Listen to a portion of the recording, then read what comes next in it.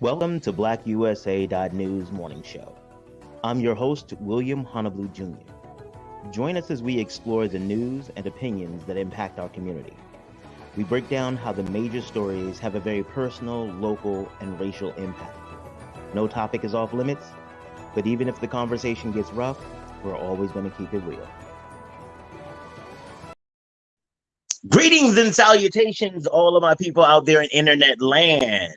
I am William Honolulu Jr., and I have the honor, nay, the privilege of serving as the host of the BlackUSA.news morning show. Yeah. So if you've noticed, I'm in the new studios. I didn't tell you all about this because I wasn't sure when it's going to happen. I'm in the new studios. We got like technology. I can control things from my hand. And I don't know. I like, because I'm older. You see, I earned this gray. And I like the old, because like, wow, I'm at the age where old school is when you just have to click the mouse. I love clicking me an old mouse, you know what I mean? It helps me understand, feel connected to my project, you know. But it's all new here. So again, but you all know we are known for technical glitches. So this is supposed to resolve them. I don't think it's going to. But it's okay. It's okay. It's okay. It's okay. Today is Tuesday, February 22nd, 2022. Welcome to the 22nd day of Black History Month and World Spay Day. So part of my mental health journey has been watching cat videos.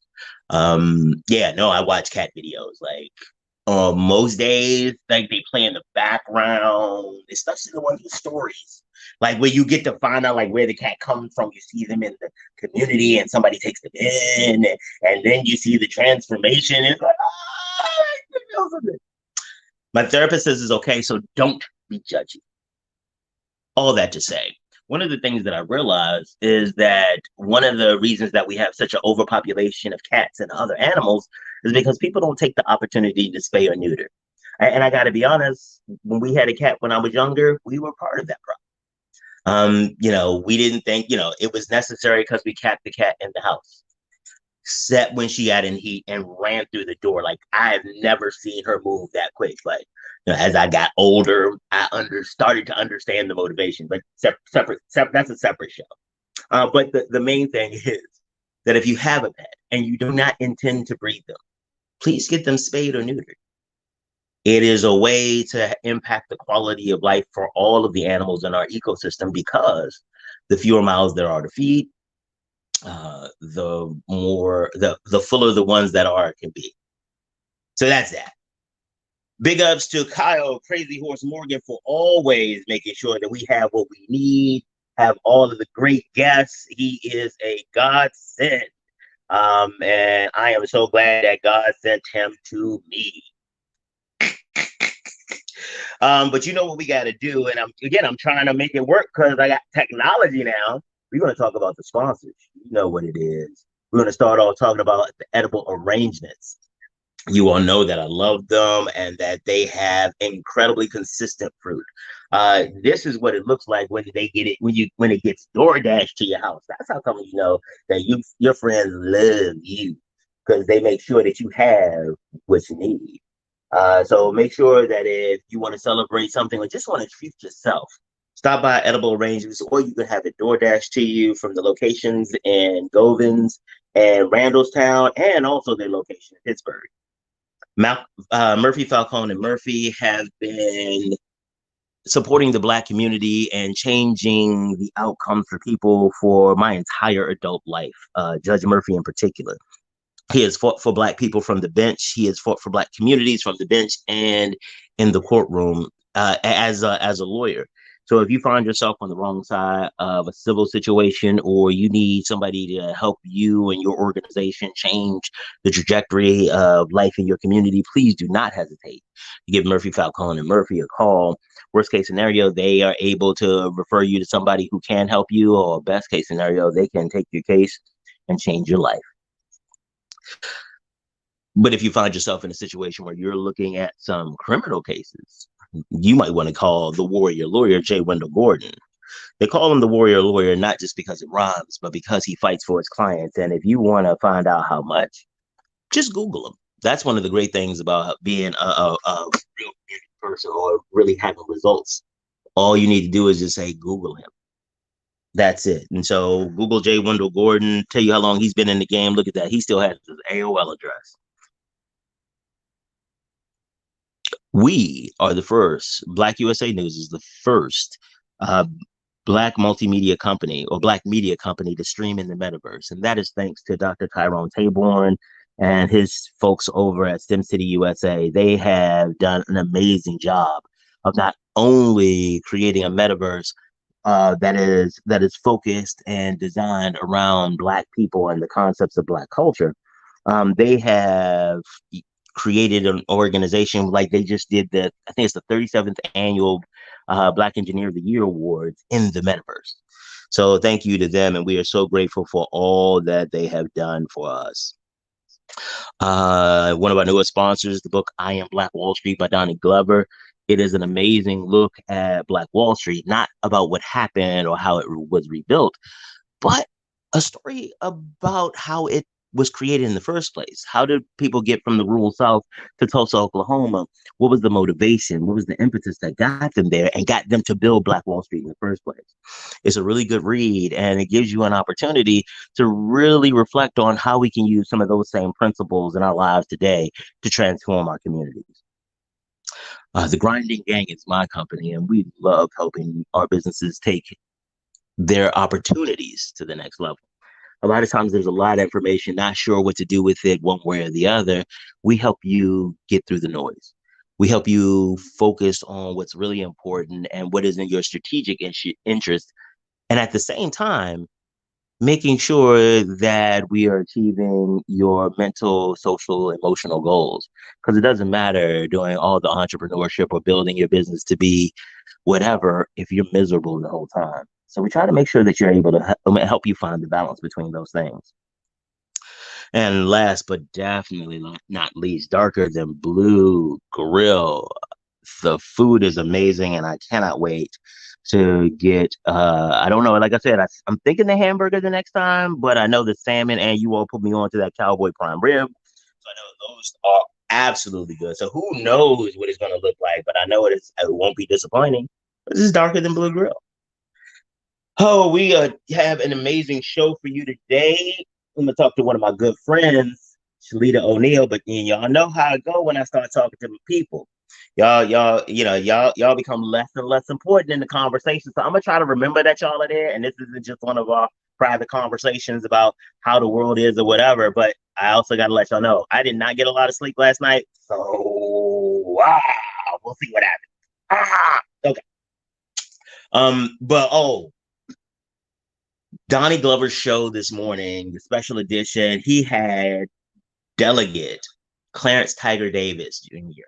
It was, and so let me tell you what happened. They were on, I'm preparing for the show today. Whoops, I'm sorry. This is you know what? This is why I can't have technology in my hand. I press buttons, okay? I press buttons, I touch stuff. That's why I couldn't have the technology. Okay, so I'm gonna put the technology down right now because I'm not using them and tell you what happened with Delegate Davis. Delegate Davis, I've known Delegate Davis since the 90s when he was a delegate in the Maryland House of Delegates, and I was the reading clerk. And one of the things that has been really consistent in the way he shows up is that it is always focused on the empowerment of the community. He was talking about how when we were there, he would the last Friday in February, he would get on the floor of the House of Delegates and talk about some great Black battalions and military leaders and military troops. And he said a lot of his Black colleagues would be like, okay, yeah, Black military, yeah, Black History Month, we're at the end, okay. He said until he was talking about this one battalion of Blacks who, when the elite forces, the 101, I think it was the 101 Brigade. Yeah, I don't know a lot about the military. It's like asking me about football. I'm going to tell you what I remember him saying. There was this one battalion, they were the elite forces that were supposed to penetrate at the Battle of the Bulge, and they were pinned down and getting rained on. And this group of Black tankers, a group of Black engineers built a bridge so the Black tankers could get across and really break through the line and to defend them. He said one of his colleagues came from the back of the room to the front and said, "Can I hold the microphone?" He said he was crying. And Delegate Davis gave him the microphone, and it was a white guy. He said, I am so glad that somebody has finally honored them. I was in the 101st. I was there and I did not think I was going to make it home. And then I saw these tanks break through the line and I knew they were ours because they were driven by color. So he laughed about that. He, oh, the white guy didn't know. Did we still call you colored or what? And he said, I am grateful for you for telling these kids stories and making sure, no, he didn't say color. He said boy. He said boy, those boys, because we knew they were our boys. Because the Germans weren't sending any black people in. And he said he was saddened and grateful because his colleagues now understood the purpose. But it wasn't until this white guy from Western Maryland came through and validated it that now all of the military stories had a place of honor. And he talked about how the military has actually been one of the places that blacks have made the most gains and the fastest because, socialism and the way it's the power dynamic and things like that. It was a great conversation. So you know what I did? I just logged in because Donnie showed me where the buttons are. And I have new technology. So I just pressed one of the buttons on the new technology and I showed up. And it was so funny. I don't know how to work the new technology. So I just popped in, like I just showed up into the Donnie shot. And I was like, oh, but I couldn't let it go by without having an opportunity just to let a brother who has been doing so much for the Black community know the impact that he has had on me. And it was great. So if you all didn't see the show, good morning, Brandy. If you all didn't see the show, please check it out because it was amazing. Like I took notes from their show because I want to do a whole show on like 3 things that he talked about. Yesterday we had an amazing show. We talked to members of the team for the Baltimore Consent Decree monitoring team. And we talked about how the part of the consent decree is the provision of mental health services in the community and for law enforcement personnel. It was a great conversation. We had a lot of interest and we're going to have a follow-up show tomorrow. But we're going to be talking about community policing and a lot of those comments and a lot of things that came up then. That we're going to take care of them. We're going to address them there. We're going to find out from the consent monitoring team what they're doing about many of those issues. I'm going to talk to Chuck Ramsey. What is Chuck's last name? Chuck Ramsey. So that's going to be a great conversation. Make sure that you catch that. And you know what? I want to also do. Technology then is here. Technology real quick. What happened to the technology? Technology is not doing something that I want to do. Okay. Oh, because I put it in technology. I want to say a happy birthday to my friend Stacy Price. Stacy and I have been friends since the 90s. We were friends in the last century. Wow. Okay, that's a different thing. But Stacy is celebrating a birthday today. Whoop, whoop, whoop, whoop, whoop. Happy birthday, Stacy. She's an amazing friend and an amazing business consultant, chief experience officer at Aiden Marketing. And she is one of the most talented people that I've ever had the opportunity to work with. So big ups and happy birthday to you, Stacy. Okay, all right. So let's see. Oh, I think I did it. I think I got through all the stuff I'm supposed to say before I can get to the stuff I want to say. So guess what I got? I have my friend Shalita O'Neill. I'm gonna read from the notes because I should. She has an amazing book. She is known as the nonprofitista. She does the damn thing, and she has been supporting not just her business, not just growing her business, but she has found a way to leverage growing her business, addressing her trauma, and empowering the next generation of entrepreneurs who come from places like she does. She's been doing it all. And we're going to talk specifically about her book called Choosing Peace, One Orphan's Guide to Healing from Childhood Trauma. So ladies and gentlemen, boys and girls, I introduce and welcome Shalita O'Neill. Hey, man, how you doing? hitting the cameras and stuff. I'm like, okay, because I'm not used to this layout, and I'm excited. So I don't know how this is gonna play itself out. We're gonna get through it. I love it. Okay, so first of all, let's start. Tell the people who you are, because I have received feedback and coaching that because I know people, sometimes I just get into talking to them because I want to get to talk what I want to talk about. Because what's the purpose of having my own show if I can't talk about what I want to talk about? Right. But I remember that this isn't just about me. Okay. Or something. I've heard that. I'm still trying to process it, but apparently it's not. And I at least have to act like it's not. So introduce yourself to people so they can know who you are. Yes, thanks, William, and thanks for having me on today. Hi, everybody. I'm Shalita O'Neill. I wear a lot of different hats. So I'm a nonprofit coach. I'm a business strategist. I'm a spiritual herbalist in training. I am a mom, a wife. I am an author. I'm a community organizer. Pretty much my goal in life has been to bring people together to create change. So that's me in a nutshell. And early on in my life, trying to find my way to where I am today led me to writing the book that I'm gonna tell you a little bit more about today. So tell me about that life that led you to the book.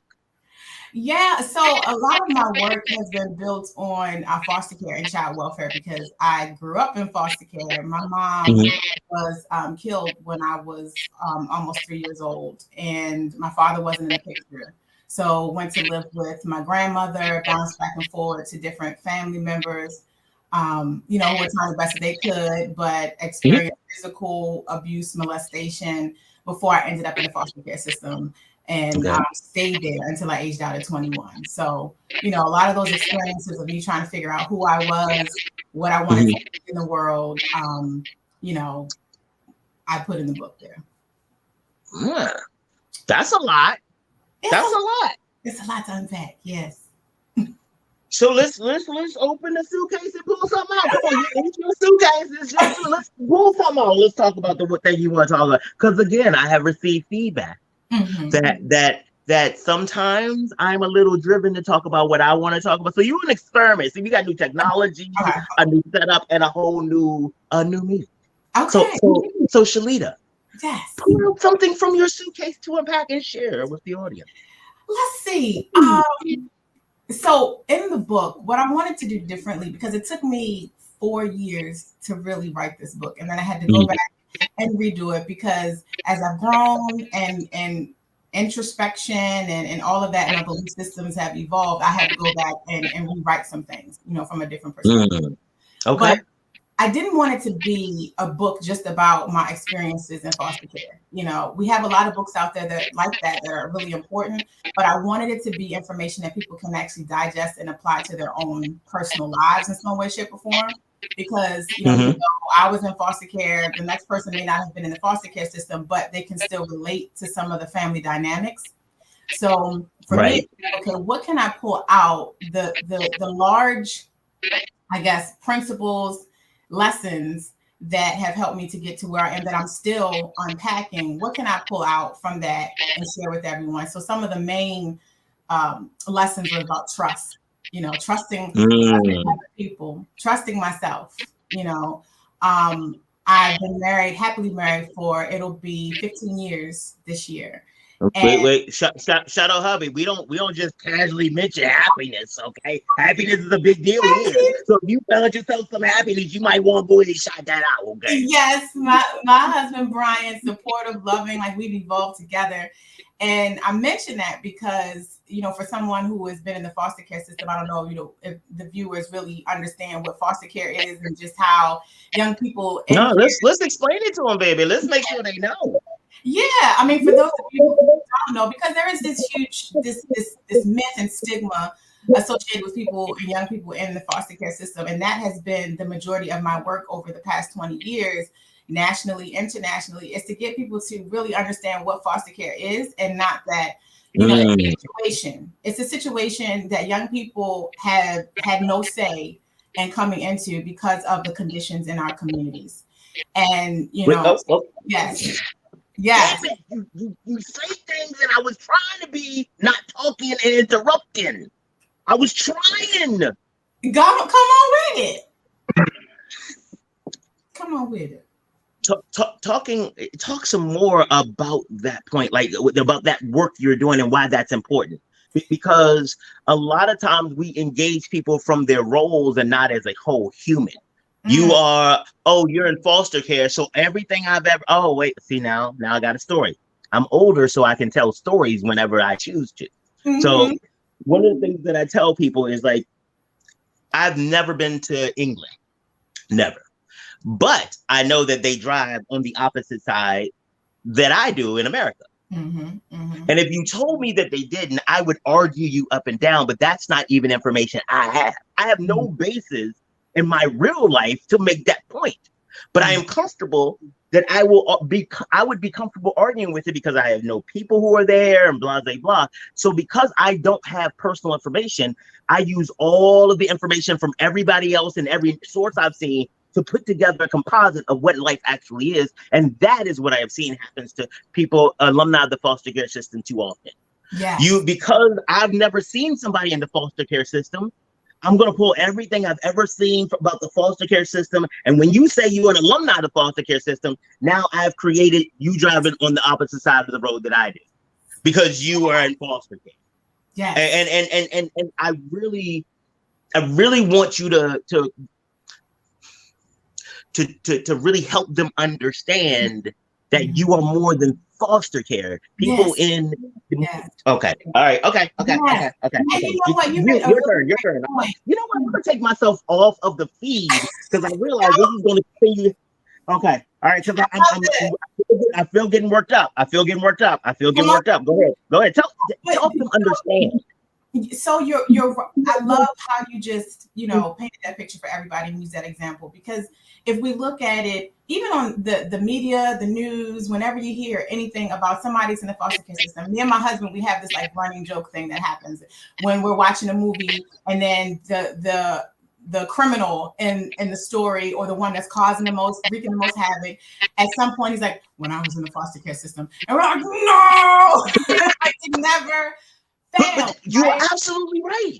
And never fails. So I want people to understand that it is a situation that young people, that children come into because of no fault of their own, because of the resources, the lack of resources that their parents have, the situations, whether it's substance abuse, whether it's, poverty, pretty much, that kids come into care, and disproportionately poverty and mental health, poverty and mental health. Poverty and mental health, and because and it affects disproportionately the Black community, right? It is that are, and it's targeted, it's designed that way. But for us to really try to shift the perspective, and that all of us as human beings have people in our family who, either we're maybe not be the proudest of, or, we just, that's Uncle somebody, or that's Aunt somebody, or that's just don't wait. Don't send the kids over there. It's okay. Right. Just make sure you don't send them over there. Yeah, don't invite them to over to your house unwatched. You know what I'm saying? Like we have that, but see, the difference is with young people in foster care, they don't have that anonymity. They don't have the ability to be able to keep that type of stuff to themselves because the business is all out in the street. As someone who is not in the foster care system, or a young person who's not in the foster care system, they have the ability to keep that information private, right? So then we start going into judging, and when we know certain things about people, and I had to overcome that too internally, because once I got, I was like 30, I said, I'm not a foster youth anymore. Because people wanted to continue to interact with me in such a way, and when I, share my story, people tend to go to the pity side, or the side of, oh my God, and then that switches something off in the brain when it comes to credibility in some way. Oh no, because you need help. Right. I need to help you. Poor little Shalita. You know what? I've seen the movies and stuff, and I know how hard it must have been on you, and how lonely and how mentally scarred you probably are right now. I mean, I won't trust you with anything big because you might be crazy. And I've seen most people like you, if I'm gonna be honest, y'all turn into villains. I'm just saying. But I mean, I know you're probably not one of them. You're probably the sad one that, if you just, Shalita, and if you just know that somebody possibly loves you, you can reach your full potential. Because I'm going to save you, little foster girl. I'm going to save you. It's going to be me. That part, right? Yes. And so, as I've evolved over the years and speaking and what I share about my story, I've had to keep that in mind because it just seems like it's just a human instinct, we've learned it from different places, but to other people, and want to try to help other people as a projection, I guess, of not doing your own work, right? So that's one thing that I really wanted to change throughout my work is the stigma, to show that, yeah, we go through things just like anybody, everybody. If you live in today, you done been through some things, but at the same time, we can still contribute to the community. We are still doing really wonderful things. No. I'm sorry. I got to stop you there. Stop you there. We're not going to say that alumni of the foster care system or members, individuals who are currently in the foster care system can contribute to the community, because that's not a true statement. They are members of the community. That's like saying you're going to babysit your kids. You can't babysit your kids. They're your kids. Right. Yes. You know, yes. But I think also, and the reason I'm really careful about that language is the things that you said before. If we can, people pick up on little pieces of language like that, and unfortunately it just reinforces their belief system.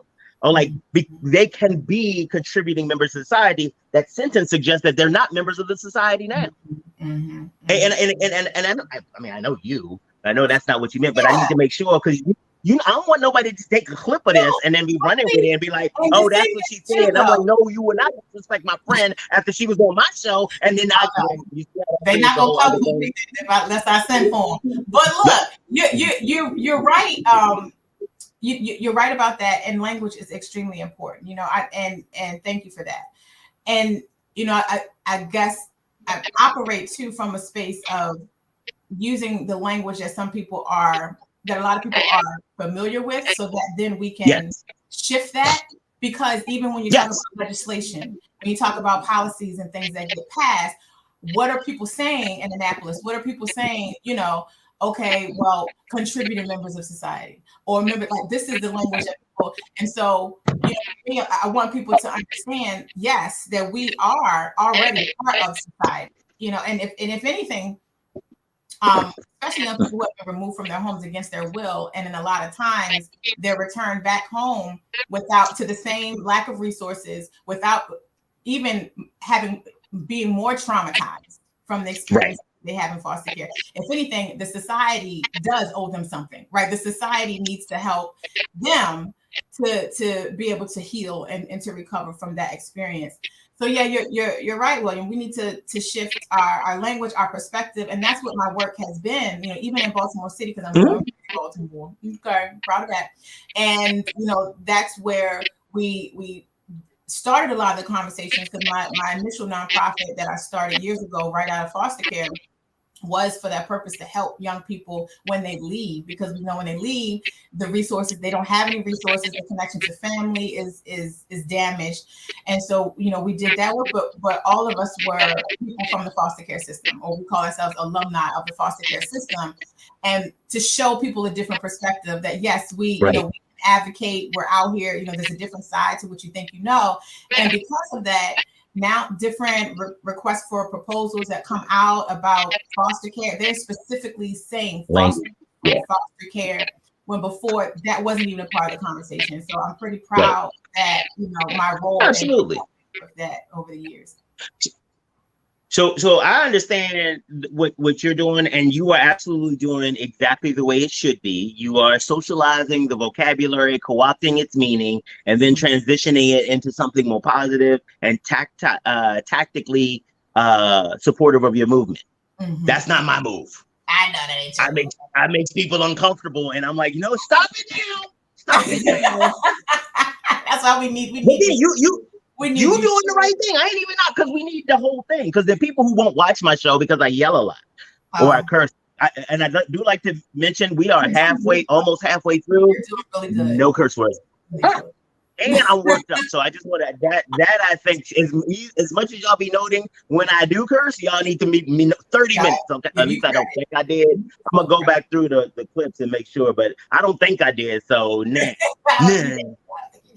So, but again, there are people who this format, what we talk about, doesn't make them comfortable. And you are right. Their vocabulary needs to be advanced. And for some people, it needs to be advanced in a way that they can tolerate, they can digest, they can take the whole thing in, but they need to do it slower. Yeah, I'm older now. I don't have a lot of slower time. It's like I literally have less time ahead of me than I do behind me. So I'm like, ooh, I gotta let the last part of this ride. Like, let it go. I ain't got time to talk to y'all about the stuff y'all want to talk about because I ain't got time, literally. I'm thinking I probably got a good 15-ish years left. So we'll see what happens. Okay. But again, what you are doing is necessary. And not just in kind of the larger ethereal, but from a practical perspective. Tell people a little bit. I know we're gonna talk about. I swear we're gonna talk about your book so people can go and buy it and be informed and really get a different sense on what healing looks like, and not just So we're absolutely going to do that. But you one of the things that I was really impressed with as I've seen your career grow is how you have been able to innovate and transform along with the changing business ecosystem, social ecosystem, political ecosystem. It is this constant evolution. And I know that ain't easy. No. Hell, it's not even easy to find out what's happening on the horizon so you can make those transitions. What is it that motivates you and drives you to kind of stay on the cutting edge of what's happening in nonprofit, especially when it comes to dealing with alumni of the foster care system? Good question. For me, I think, and going back to some of the things that I listed in the book too, being in foster care and even before that, bouncing back and forth between different family members, there's a level of flexibility that you need to have. You need to, in order to survive, you need to be sort of, looking at what's possibly going to happen next. What do I need to do to be? How do I need to shift? And so taking that into the work that I do, it's sort of a natural transition because I've always had to do that. And especially like for me, it's not necessarily about survival, or maybe it could be, because I want to be more, and I have been more intentional about specifically helping Black leaders of grassroots organizations to build their vision that ultimately will rebuild, heal, and restore the community. To me, that is of the utmost importance. And there's different layers to that. It looks different for different people. And to me, that is about survival, right? It's about survival as a collective. And once I got clear on that and started to look at, well, what do I bring to the table? What do I want to use from what I've learned, from the lessons that I've learned, the lessons I'm learning, to help move that forward? And that's sort of how I've been able to, coupled with, it's a gift that I'm thankful that the Creator gave me, that I can bring people together, even from opposing sides, to create change. I can communicate with people in different ways. And again, that's part of survival growing up, being able to do that so that you can live, right? But I've turned it into something different because I can really see into what people really want to accomplish. And I believe that ultimately we have very similar goals of, in life when it comes to being together, when it comes to getting the things that we need, right, and when it comes to the, what we love, right? So I can use different language. Like you were telling me, you said, nope, that ain't the language, right? Use this different language. And I get that. And he's like, I want to put it out there. Oh, wait, do I sound like that? I'm gonna make you uncomfortable, which is fine, right? But there's also a way to sort of move through different spaces to be able to get the information, right? And to be able to do something with it and sort of finesse, but at the same time be hold people accountable, to what needs to happen. So that's how, I absolutely agree. And one of the things that I think the way I met you, the way I met you is through Erica Myers, who is the CEO and founder of Fosterpreneur. I think we had seen each other and stuff in passing before that. Yeah, we did. But when we really started, but when we really started collaborating on things, and you are absolutely everything you say you are. You do invest a lot of your own time and own resources in trying to help people identify, well, I call it the practical genius. What is the thing that you do, the thing that makes you special? Not what makes other people special, what makes you special that you bring to the table. And it doesn't need to be everything, because you ain't gonna find everything. But figuring out what it is, and it doesn't even need to be as good as other people's. And a lot of times when, especially people who come from disinvested situations like abuse, poverty, foster care, they romanticize the idea of what success looks like. We think that, oh, once we have this, then everything will look good because those people look like they're enjoying a life that we want.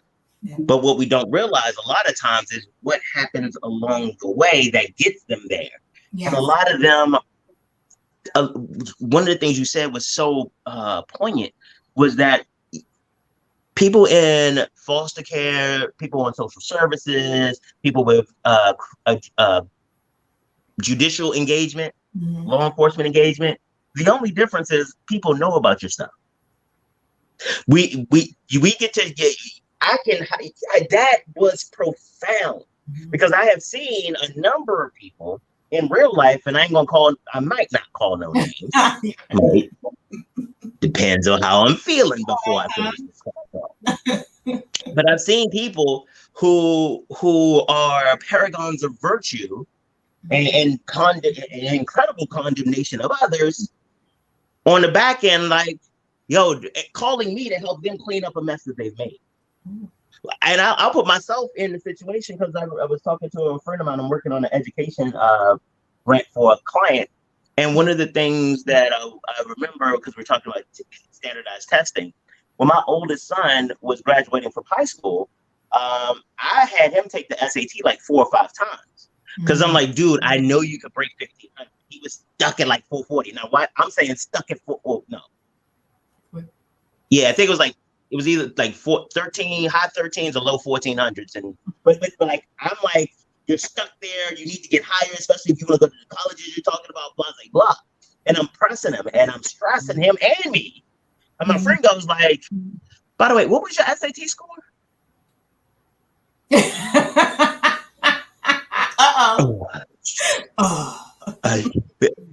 Nobody invested in me like we invested in him, and so that's not even this.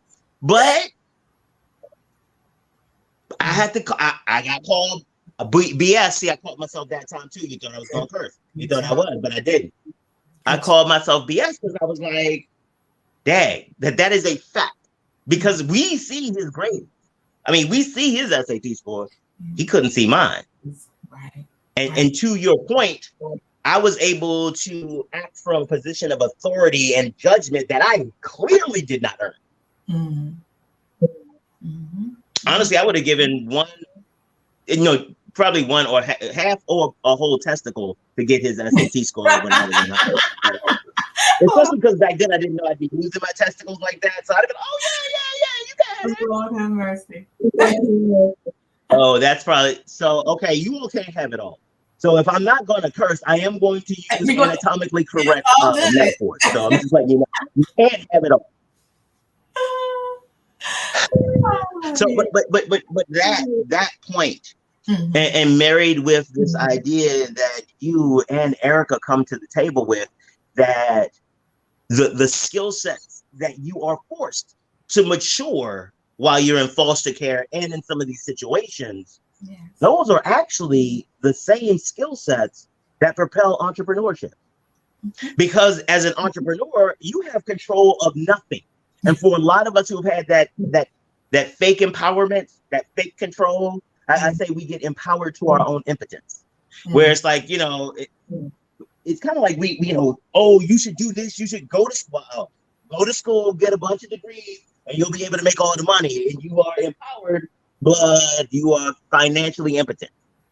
Or because of student loan debt or blah, blah, blah. And in these circumstances, Not only are you able to, do you have the adaptability, the flexibility, the problem solving skills, the ability to people please as a survival skill.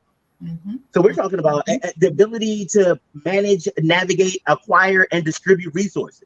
So you got the COO, the CFO, production and customer service by definition. Yeah. And all of those skills have been honed to a razor sharp level, because what a lot of people don't get is how you need to show up to get the resources you want depends on who you're talking to. Or the one social worker may be, oh my gosh, you know, we need to get you everything. I love you so much. You're so good. And another one could be like, that's probably the problem. Y'all weak. We need to be tough on y'all. And you have no control about which one shows up, but you need to be ready to handle either one. And it matures a set of skills. It hones a set of skills that many other people who come from more typical or safer environments will talk. Yep, real talk. But let me also, because I need to make sure that I'm clear about this. Please do not take, you and the rest of the audience, this is really made more for them, because, you know, please do not take anything that I'm saying that we honor the struggle. We do not honor the struggle. We honor the struggler. The circumstance that forced the maturity in these skill sets, those suck and should be done away with. Honestly, nobody should need these damn skill sets. But what I am saying is that we honor the fact that people who have been through these traumas and these tragedies and these circumstances have found a way. They were strong enough to be what was necessary. It wasn't that the situation made them stronger. And I make sure that we don't honor abuse here. No. We don't honor the what didn't kill you made you stronger. Because that is some stupid shit. God damn it. You almost, you didn't put the T on it. You good. You did. You still did. Yeah, it was bound to happen. It was bound to happen. But honestly, this is what I'm willing to eat. I'm willing to eat this one because it needs to be said. Like, and honestly, if you start saying stuff like, oh, what doesn't kill you makes you stronger, to me, then you have lost so much credibility off the break, because that means that you do not appreciate the thing that is human. You are so caught in the simplistic answers so that you can make yourself feel okay about what that person went through. I should not be okay with your story. Your story should make me uncomfortable. And if somebody is listening and just like, but we use pity to offset that discomfort, because it gives us a way not just to soothe you, more about soothing us. And you know what? I'm sorry. Okay. All right. Okay. But no, listen, you know, when we do this exchange, it's like, I know, but I keep forgetting this is not our conversation. Yeah, that's the thing. This is the conversation we will have. Yes. Yes. Okay. So yes. I think, and I'm like, this is not the Zoom. This is not the Google Meet. This is the show. I work here. Yeah. And I've gotten feedback that sometimes I interrupt and I just have a rant to do. And I'm like, well, you know, it's my show, right? And they're like, well, yeah, but other people have to watch it. I was like, no, they don't. They don't. My show. No, I mean, you're okay, but we are here for the book, so yeah. This is yours. No, I mean, for all of those reasons, right? Like that, the work has been to help people to think differently so that we can dismantle this way of thinking about struggle.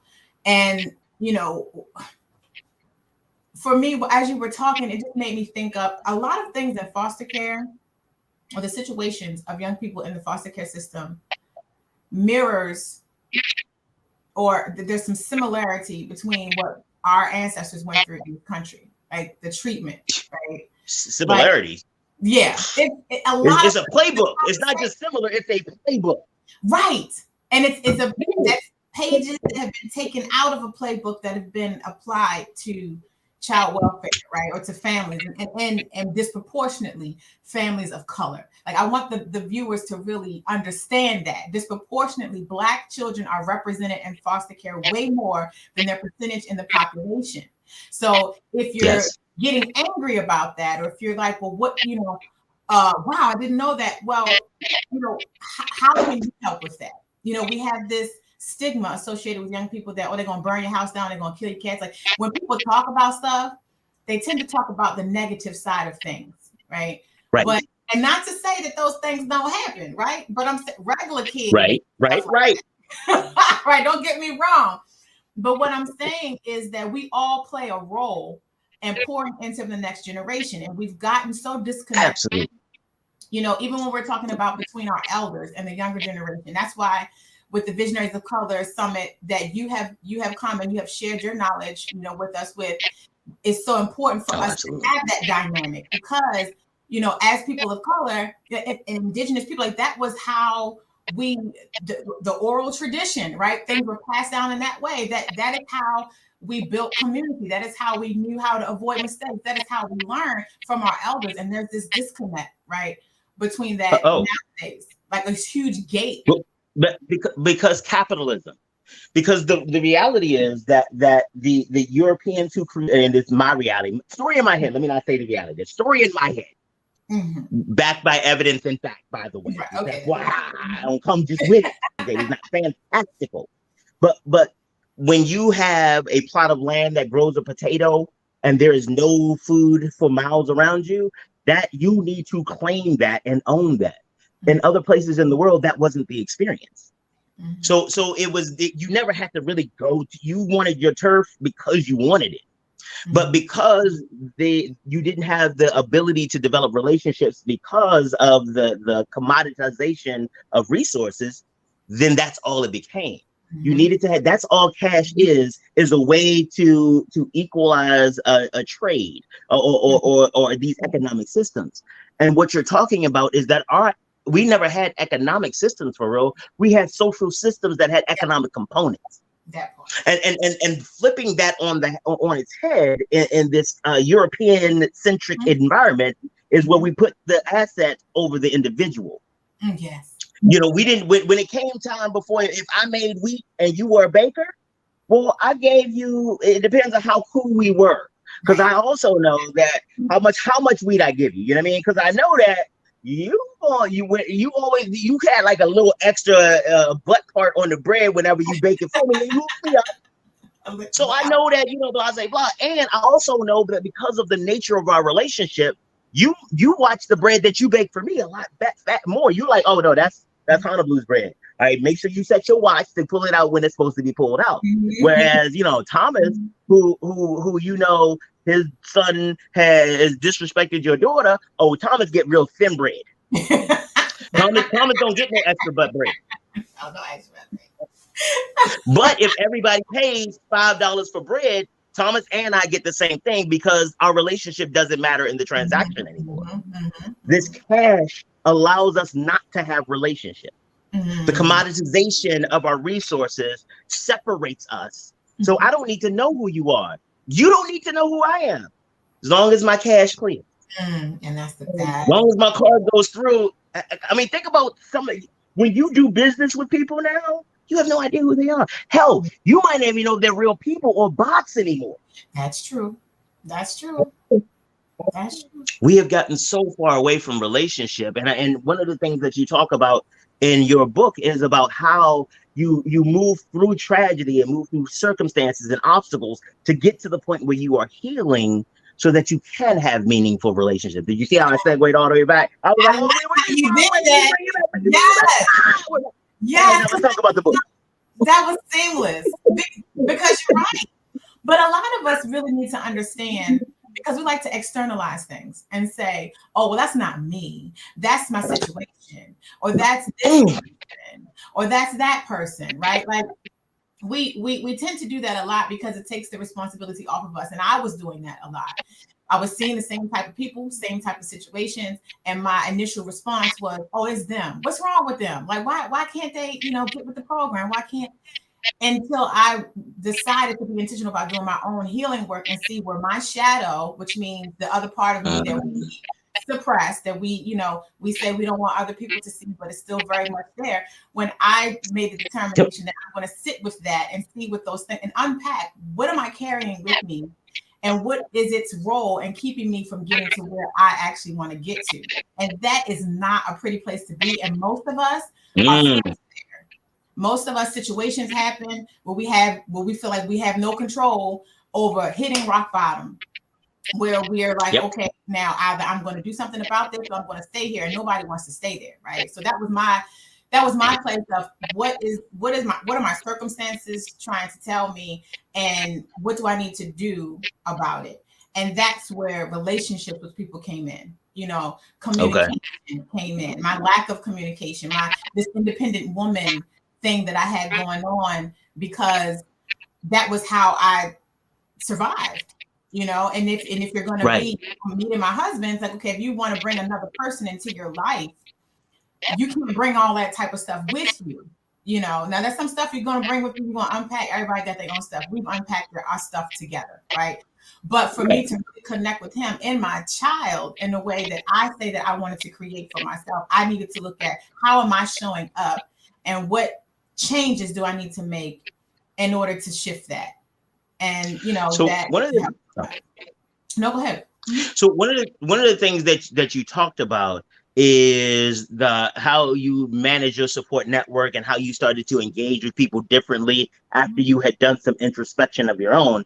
And we've talked about several times how important it is to have that network around you. Even if you don't use them often, just knowing that somebody got your back out there can transform. Yes. How did you, from the way that your story has evolved, it sounds like a lot of your life was just coping and response. Even the independence is a coping mechanism. Yes. It is, I can't trust the mother. You good? You did good. I can't trust nobody around me. I can't trust nobody around me, so I can only rely on me. And my experience and what I've read was that the way that people get beyond that is the exposure to other people. It is having experiences that offset the ones that you had before.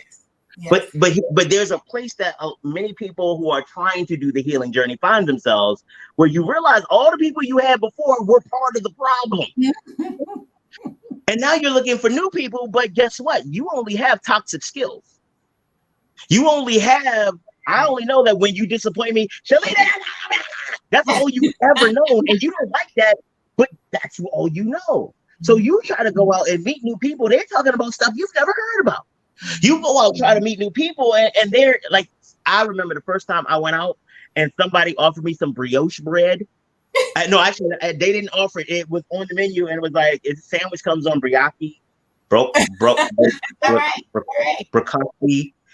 Now I love brioche bread, like especially the brioche hot dog rolls with the slit in the middle. Oh my God, it's so wonderful.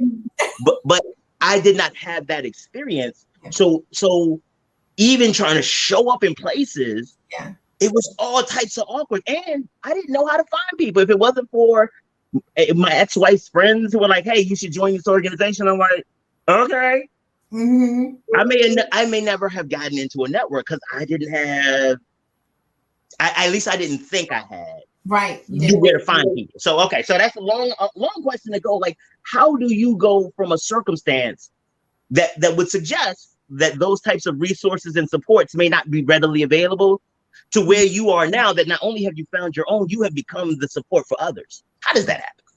Well, it goes back to survival, mechanisms or defense mechanisms that I have had to create even prior to foster care, but especially in foster care.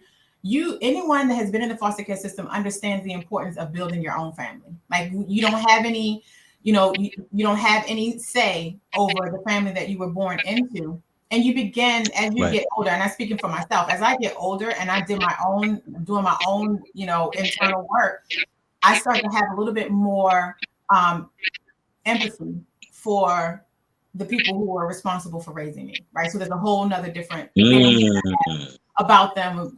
One thing turned from anger to like, wow, they did the best they could with what they had. And, that takes some time to get there. But I've had to, when you're moving from foster home to foster home, or group home to group home, and you got to change families, you got to change friends, you got to change schools, you sort of adapt to changing, you see all kinds of different types of people. You learn mistakes on how to interact. That didn't work that last time. Okay, this new place I'm at, I'm gonna try this, I'm gonna try that.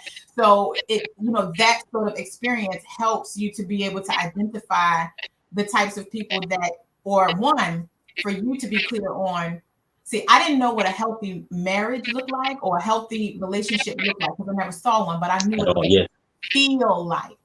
Like I know how I did it. Right. So we all have an internal compass that if you just take a step back and tap into that and get clear on what do I want to create for myself, what are some things that I could be doing for myself to make that more of a possibility for me.